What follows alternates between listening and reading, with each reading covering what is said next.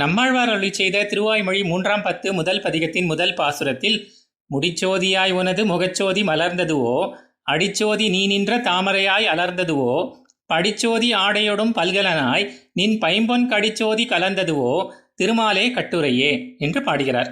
திருமாலிருஞ்சோலை அழகருடைய திவ்ய அவயவங்களுக்கும் திவ்ய ஆபரணங்களுக்கும் உண்டான மிக்க பொருத்தத்தை கண்டு உள்குழைந்து பேசுகிறார் ஆழ்வார் இந்த பாசுரத்திலே. பிரானே, இவ்வடிவழகை கண்டவுடனே எனக்கு ஒரு சந்தேகம் விளைந்தது. அதை போக்கி அருள வேணும். உனது திருமுகத்தில் உள்ள தேஜஸ் என்பதுதான் திருமுடியில் சென்று அதன் தேஜஸாக மலர்ந்து நிற்கிறதா, அல்லது உனது திருமுடியின் தேஜஸ் என்பதுதான் திருமுகத்தின் தேஜஸாக பரவி நிற்கிறதா?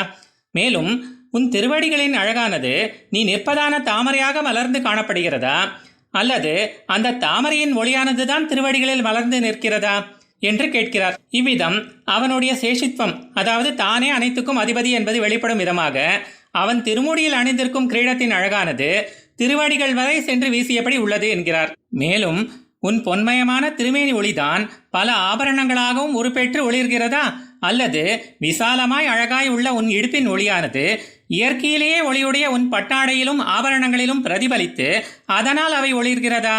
மகாலட்சுமியுடன் எப்போதும் சேர்ந்தே இருப்பவனே, கடலில் விழுந்த கட்டை போல் உன் அழகில் அலைக்கழிக்கப்படும் என் சந்தேகத்திற்கு சரியான பதிலை நீதான் உரைக்க வேணும் என்று விண்ணப்பம் செய்கிறார்.